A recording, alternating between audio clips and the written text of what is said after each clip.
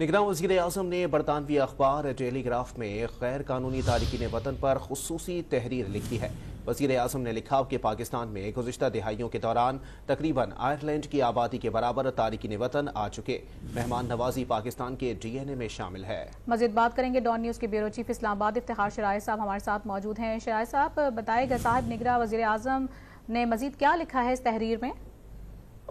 जी, ये बरतानिया का बड़ा मारूफ अखबार है टेलीग्राफ। उसमें आज निगरान वज़ीर-ए-आज़म हलवा काकर साहब की एक बड़ी अहम तहरीर शाया हुई है और इसमें जो बुनियादी तौर है वो पे पाकिस्तान में जो गैर कानूनी तौर पे गैर मुल्की तारकीन वतन रह रहे हैं उस हवाले से उन्होंने अपने मौक़िफ़ और पाकिस्तान का मौक़िफ़ और बिलख़ुसूस जो पाकिस्तान के खिलाफ एक मनफी मुहिम चल रही सोशल मीडिया पे उसके हवाले से कुछ वजाहतें की हैं।